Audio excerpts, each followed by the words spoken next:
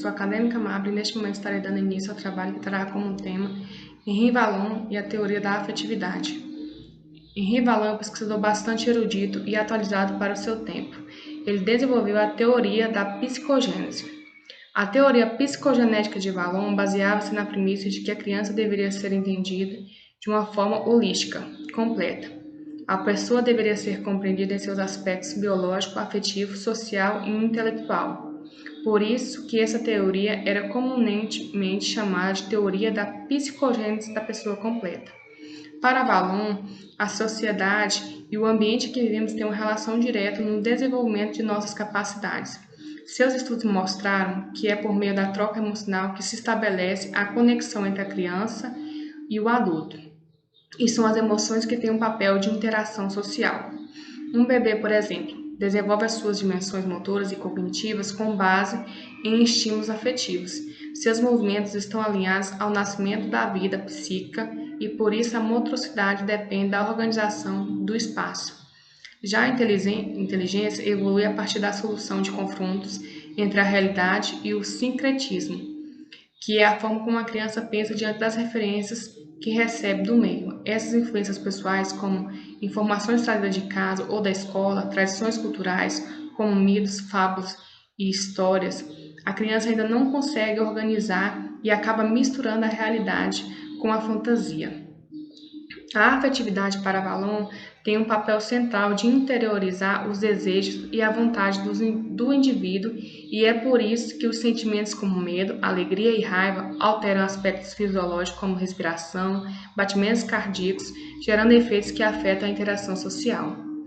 Segundo Vallon, na teoria da psicogênese, vê a inteligência como uma parte de todo e o desenvolvimento é enfatizado no ser completo, vendo a criança e o seu desenvolvimento de forma única, onde é em torno da afetividade que a pessoa demonstra seus desejos e vontades, o movimento que é onde as emoções se organizam, dos espaços para se movimentar. Esse seria um dos primeiros campos funcionais a se desenvolver e que serviria de base para o desenvolvimento dos demais. E a formação do eu, que usa como instrumento a crise de oposição, imitação e manipulação do outro para descobrir a si mesmo. O ser humano é visto nessa teoria como geneticamente social. O maior desafio para a educação nesse ângulo é o desenvolvimento por completo da pessoa e não apenas do seu intelectual. A importância da afetividade no desenvolvimento humano, segundo Vallon, baseia-se na afirmação que o ser humano, desde seu nascimento, é envolvido pela afetividade e que o afeto desempenha um papel fundamental em seu desenvolvimento e no estabelecimento de boas relações sociais. O movimento é a base do pensamento das emoções que dão origem à afetividade, sendo ele fundamental na construção do sujeito. Uma das contribuições centrais de Vallon está em dispor de uma conceituação diferencial sobre emoção, sentimentos e paixão, incluindo todas essas manifestações como um desdobramento de um domínio funcional mais abrangente, a afetividade, sem, contudo, reduzi-los uns aos outros.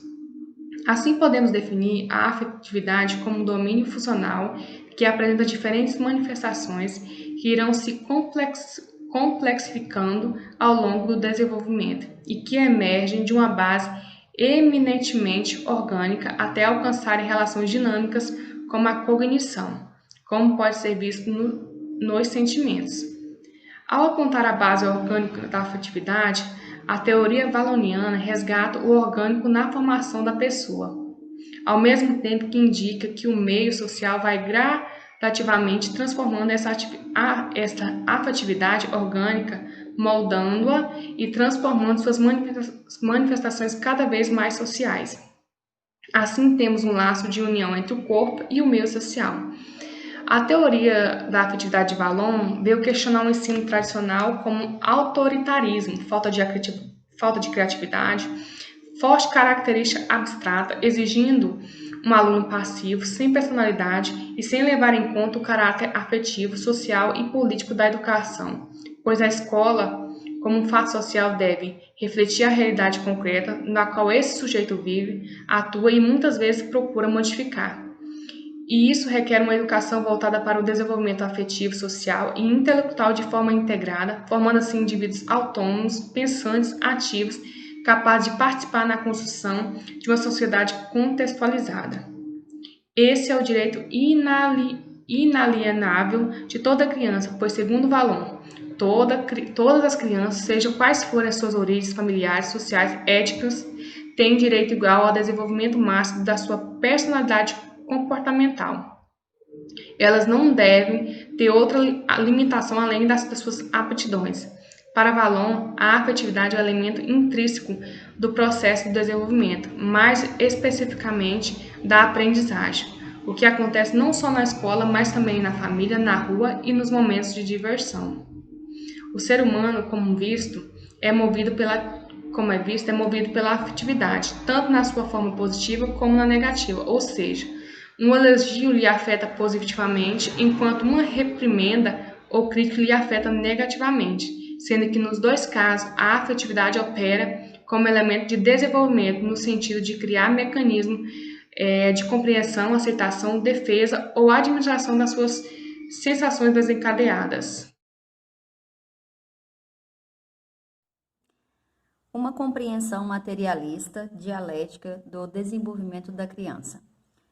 Essa forma distinta de estruturar o pensamento é uma das maiores contribuições de Henri Vallon.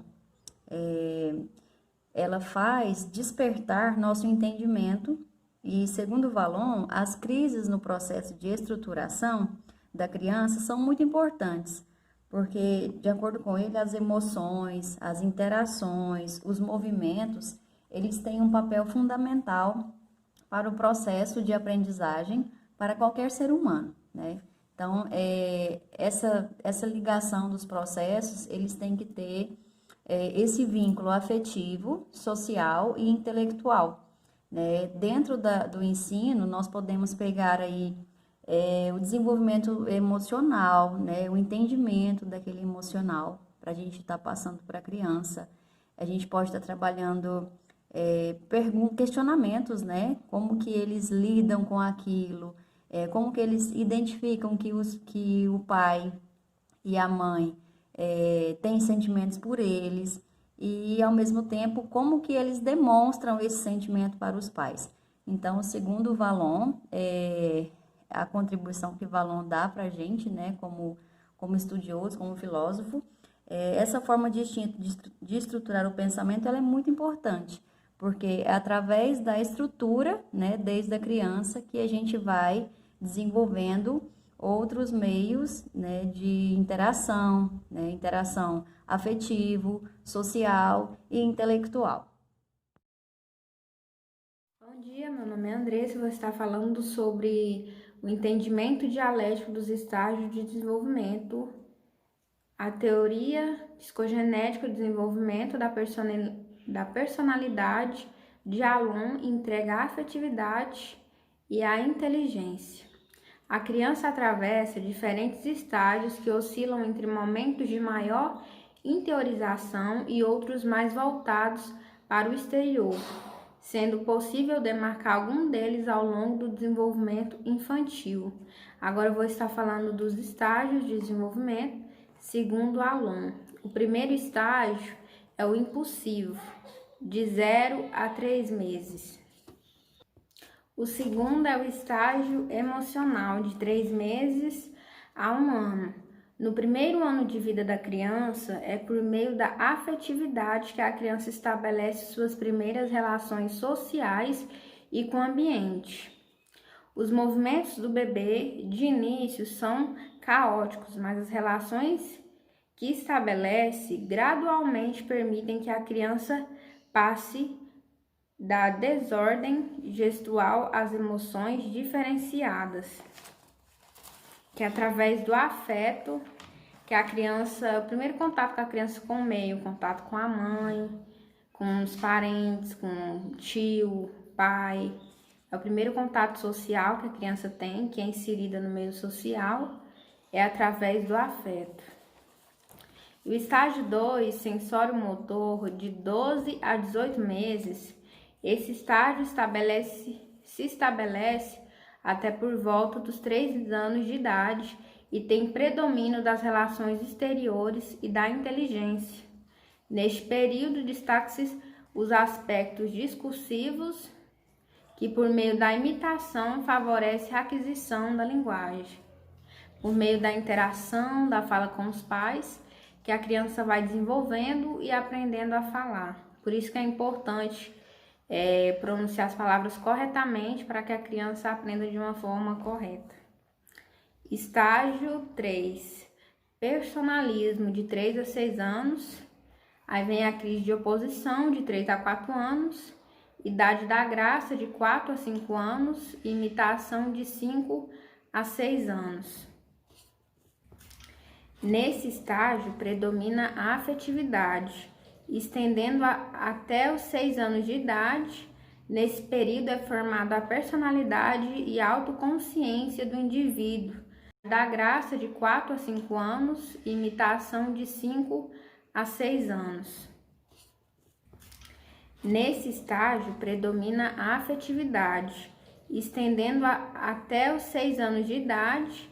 Nesse período é formada a personalidade e a autoconsciência do indivíduo, muitas vezes refletindo-se em oposição da criança em relação ao adulto, ao mesmo tempo com imitações motoras e de posturas sociais, que é quando a criança imita a postura dos pais, muitas das vezes o comportamento que as crianças têm dentro da sala de aula imitando a postura dos pais. Estágio 4, categorial, de 6 a 11 anos. Pensamento conceitual, avançando para o pensamento abstrato e raciocínios simbólicos, favorecendo funções como a memória voluntária, a atenção e o raciocínio associado. A criança tem uma memória, associa os pensamentos, seja de um objeto a certa situação, vai associando a memória. E o estágio 5, adolescência, a partir dos 11 anos. As transformações físicas e psicológicas da adolescência acentuam o caráter afetivo desse estágio. Os conflitos internos e externos fazem o indivíduo voltar-se a si mesmo. Para Alon, o desenvolvimento não encerra no estágio da adolescência, mas permanece em processo ao longo de toda a vida do indivíduo. A afetividade e cognição estarão dialeticamente sempre em movimento, alternando-se nas diferentes aprendizagens que o indivíduo incorpora ao longo de sua vida. Como podemos ver, segundo Alon, a afetividade tem um grande papel no desenvolvimento, pois a criança, através da interação do afeto com seus pais, vão ter um melhor desenvolvimento, seja na fala, seja no meio. E aqui foi citado alguns estágios segundo Alon, porque cada um tem a sua teoria do desenvolvimento. Piaget tem uma, Vygotsky tem outra, e aqui eu apresentei a de Alon, como para ele é dado um desenvolvimento. E é isso. Muito obrigada. Acadêmica Kézia da Silva Santos irei abordar tema a indissociabilidade entre afetividade, ação motora e inteligência. Para Valon, não é possível separar esses três atributos do ser humano, pois o ser humano é totalmente um ser social, um ser que precisa das suas emoções e usa suas emoções para se expressar. Valon fala também que uma criança, por exemplo, um bebê, para se expressar, ele usa o choro, né, para se expressar, para falar para a mãe que está com fome ou está sentindo dor. Basicamente é o choro.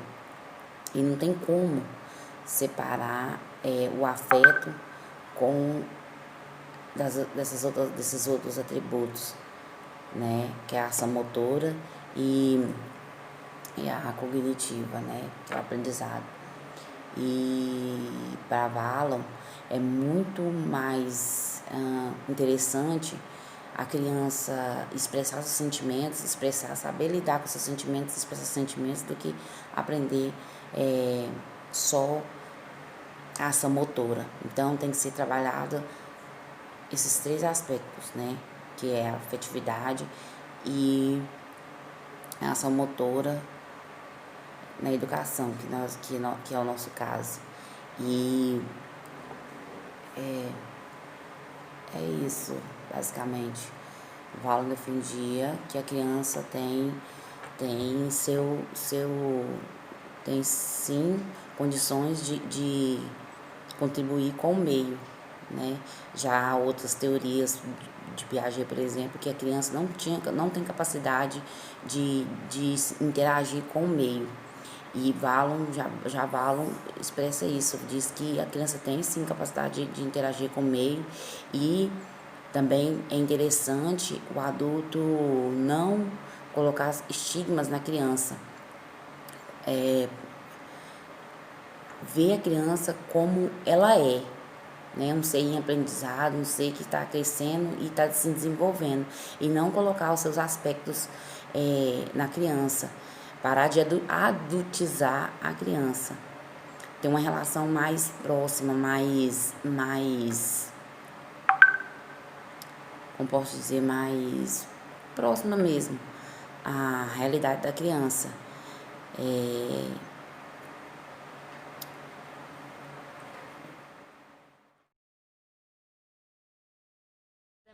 eu vou falar a respeito das contribuições do pensamento de Valon ao Brasil. Então, a partir dos anos 80, a teoria valoniana tem despertado interesse no campo educacional e nos estudos da psicologia no Brasil. Nos anos 80, parecem caracterizar um período de reconhecimento e apreensão na obra de Valon, inicialmente em Portugal e em seguida no Brasil, com alguns textos originais do autor, além de algumas contribuições de psicólogos e educadores brasileiros, que abordam os aspectos neurológicos e afetivos. Já a partir dos anos 90, e mais fortemente nos primeiros anos do século XXI, pode-se observar a incorporação dessa abordagem na educação e na psicologia, que já foram identificados cerca de 1000 trabalhos com referência a Henri Valon. Nesse período que a posição aponta ao menos de 6 conjuntos temáticos que parecem concentrar os interesses dos estudiosos e pesquisadores brasileiros, destacando os estudos e pesquisas reunindo Piaget, Vygotsky e Valon. Nesse conjunto, reúne cerca de 150 documentos, vários aspectos do desenvolvimento infantil e da aprendizagem são discutidos e investigados, tomando como suporte essas referências.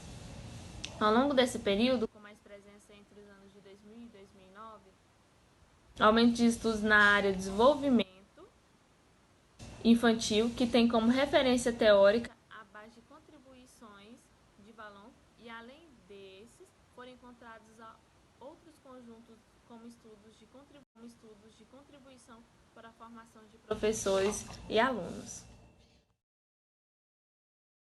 Bom dia. O Valon, portanto, ele é um teórico. Ele reconstrói, ele ampliou a forma que vemos o desenvolvimento infantil. Ele deu outros olhos, ele iluminou aquela fase que nós podemos chamar de crise existencial, de ruptura, quando a gente passa de um momento da sua vida para outro. Um exemplo, quando você passa da puberdade para a adolescência, da adolescência para a fase adulta, etc., que você tem uma chamada crise existencial, aquele momento que você está se identificando com o meio, com a família, com seus amigos, com seus professores, etc., e quando você começa a ter noção de quem é você mesmo, quando você começa a se conhecer, olhar para dentro, pensar o que eu gosto, o que eu não gosto, o que eu pretendo fazer, o que eu não pretendo fazer, o que eu quero ser, toda essa crise, essa ruptura do seu eu anterior para um eu melhor e transformado, é o que nós chamamos de processo de desenvolvimento. E o Valon chama muita atenção sobre isso no infantil, quando você passa de um estágio para o outro. As experiências que você vai vivendo ao longo da sua vida contribuem diretamente nessa ruptura, nessa transformação, entende? a intensidade da natureza dos seus sentimentos, do que você acha, do que te convém e etc.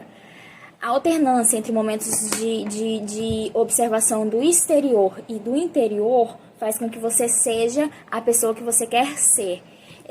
Que a criança elabora, incorporando os processos de construções de si mesma. Ela se identifica com o meio e se identifica com si própria, se transformando. Normalmente, quando a criança está naquela fase de muita agitação motora, é reconhecido pela escola como um sinal de problema de aprendizagem ou falta de interesse, entre outras coisas, e não é.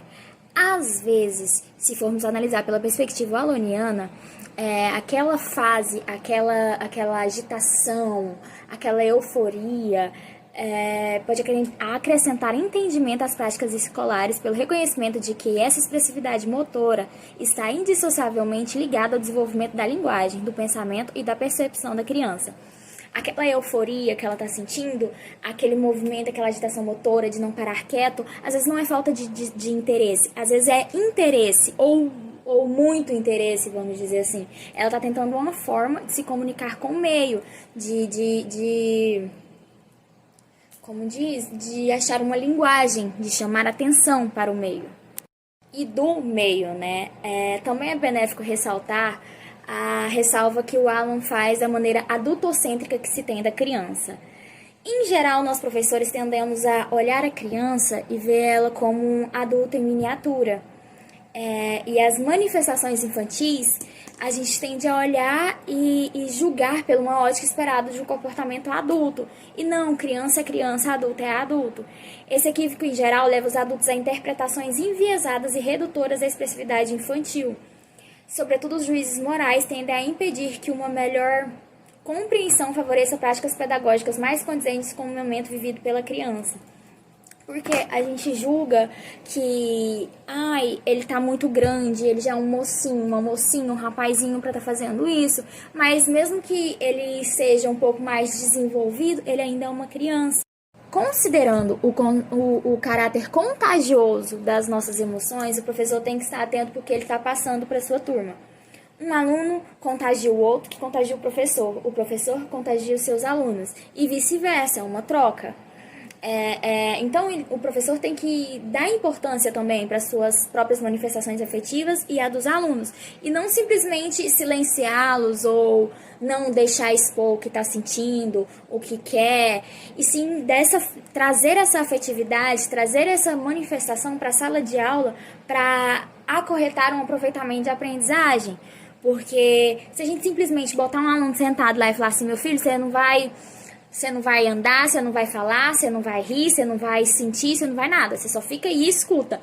Muitas vezes não vai ter a aprendizagem necessária, não vai ter uma aprendizagem qualificativa. Tem que deixar o aluno sentir a aula, vivenciar a aula, aproveitar da aula para ter uma aprendizagem melhor. Então, a afetividade está completamente ligada ao desenvolvimento cognitivo da criança. Porque se o professor ensina com afeto, se trata os seus alunos com afeto, com carinho, mas ao mesmo tempo cobra e ensina, ele está dando aos seus alunos um aproveitamento daquilo que está sendo ensinado. Porque a criança se sente acolhida e não somente como se estivesse empurrando alguma coisa goela abaixo, entende? Por isso que é tão importante a gente ensinar com mais amor, olhar com um olhar mais humano para a criança e deixar também ela manifestar as coisas que está sentindo, porque talvez a escola seja o lugar que ela mais se sente livre para manifestar, por isso da agitação, por isso que às vezes fala muito. Não que você tem que se calar e falar, beleza, faz o que você quiser, mas você tem que dar uma importância aos sentimentos do seu aluno também. Bom dia, eu sou a acadêmica Luana Rodrigues. Irei falar um pouco para vocês sobre as 3 manifestações da afetividade. Alan mostra que a afetividade é expressa por 3 maneiras, que são por meio da emoção, do sentimento e da paixão. Essas manifestações surgem durante toda a vida do indivíduo, que é da criança, né?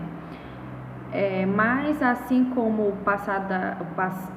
pensamento infantil apresenta uma evolução que caminha do sincrético para o diferencial. A emoção, segundo o educador, é a primeira expressão da afetividade.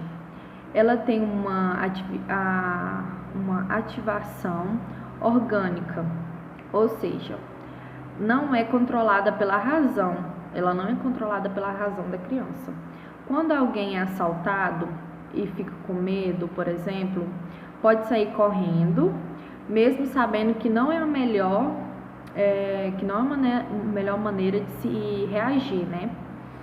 O sentimento, por sua vez, já tem uma característica mais cognitiva. Ele é a representação de sensação e surge no momento em que a pessoa já consegue falar sobre o que lhe afeta.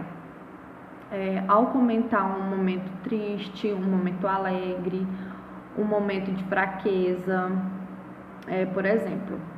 Já a paixão tem como característica o autocontrole, quando o indivíduo domina o medo, domina a alegria, por exemplo, para sair de uma situação de perigo, que é o medo, né? Pelo fato de ser mais visível que as outras duas manifestações, a emoção é tida por Alon como a forma mais expressiva de afetividade e ganha destaque dentre as suas obras. A emoção é a primeira manifestação de necessidade afetiva, né, dada à criança e ao elo dela por meio, tanto biológico como social. Isto é, quando a pessoa nasce, ela é só emoção. Essa descoberta é muito importante, se não vital para o que trabalha com os pequenos, pois sabemos que eles não vão reagir de forma racional.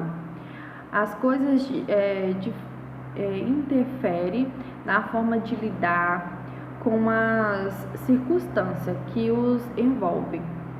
Se o professor consegue entender que o que ocorre, por exemplo, é capaz de usar a informação a favor do conhecimento, controlado a situação. Não é possível falar em afetividade sem falar da emoção, né?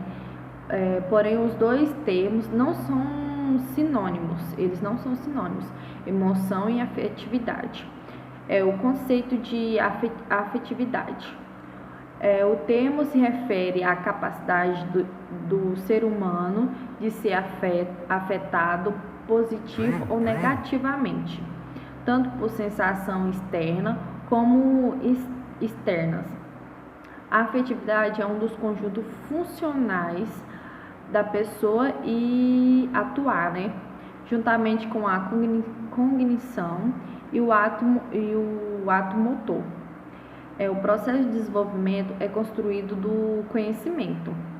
O conceito de emoção trata-se de um fenômeno psíquico e social, além de orgânico, das sensações de bem-estar e mal-estar, início de que contagia o outro de forma indiferenciada, evoluindo para o estabelecimento de padrões, postura, aprendendo na cultura e em que as pessoas estão imensa, com medo, com raiva, com ciúmes e etc.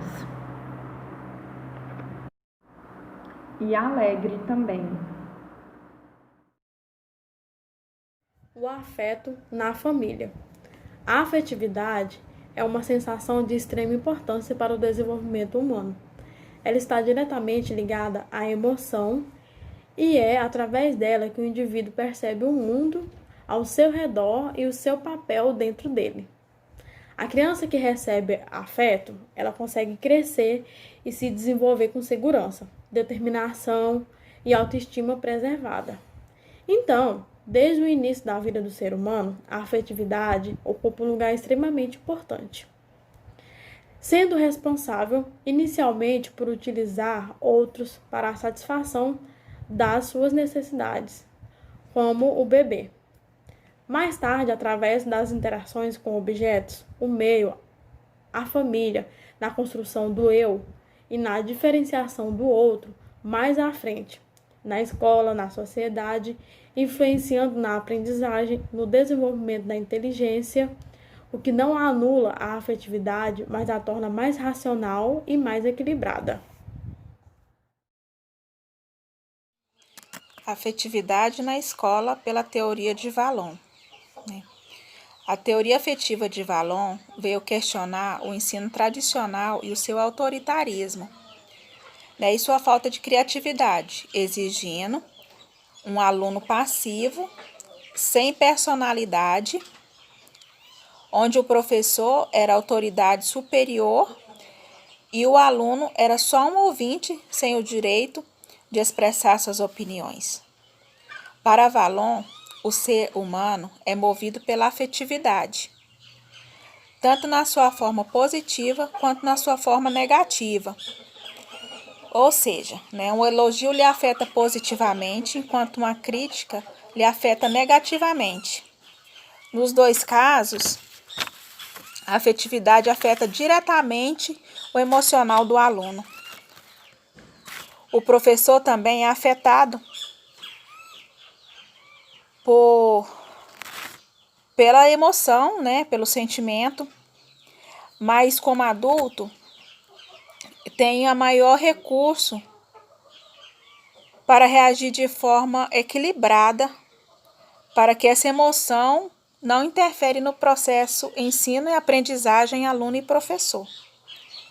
A conscientização por parte do educador é de grande importância do seu papel como professor, educador, da sua metodologia, da sua forma de trabalhar e da sua postura diante do aluno. A afetividade professor e aluno é muito importante para a formação do sujeito, do seu desenvolvimento cognitivo e afetivo, onde, na realidade, esse professor possa formar não só profissionais, mas cidadãos, pois serão estes que, de fato, construirão uma sociedade igualitária, justa e solidária. Muitas vezes a gente ouve, principalmente as mães de aluno, dizendo: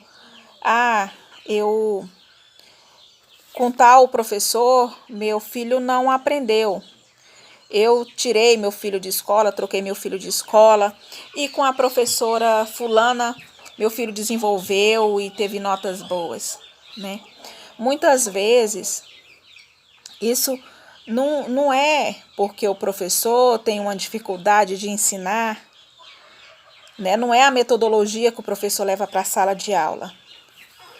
Muitas vezes, essa falta de aprendizagem do aluno é a falta de afetividade entre o aluno e o professor, Então, a afetividade aluno e professor interfere muito no aprendizado do aluno, E é de grande importância que eles tenham um relacionamento, professor-educador, mas um relacionamento afetivo, O aluno precisa gostar do professor para que absorva a sua metodologia, para que venha aprender melhor o que o professor esteja ensinando, Porque quando não existe essa afetividade entre professor e aluno, o aluno vê o professor, como de uma forma negativa. Então, se eu não gosto, eu não vou ter atenção no que você fala, eu não vou absorver o que você fala. Então, é muito importante essa afetividade, professor e aluno, para a aprendizagem, para o desenvolvimento cognitivo, para o desenvolvimento pessoal e profissional desse aluno no futuro, que ele seja um profissional e um ser humano excelente. Conclusão. Vimos, portanto, que no campo científico, a teoria de Vallon sobre a psicogenética da criança complementou e transformou o conhecimento sobre o processo de formação do ser humano. Isso ocorreu porque o Alan acreditava que a criança deveria ser compreendida através de seus aspectos afetivos, intelectual, social e biológico, ou seja, como um todo. Nesse contexto, a família, a escola e a sociedade em geral precisam focar na construção do ser humano através da atividade e das emoções. Assim, notamos que a escola deve criar propostas educativas baseadas no pensamento de Alan, para cumprir seu papel social de forma à personalidade, identidade e autonomia da criança. Com isso, concluímos que a afetividade está presente na formação do ser humano, desde o início de sua vida. Ela está na interação do bebê com a família, de objetos, animais e a sociedade, o que auxilia muito no processo de aprendizagem da criança. Esse aspecto transforma o indivíduo em um ser social, capaz de conviver no meio de outras pessoas.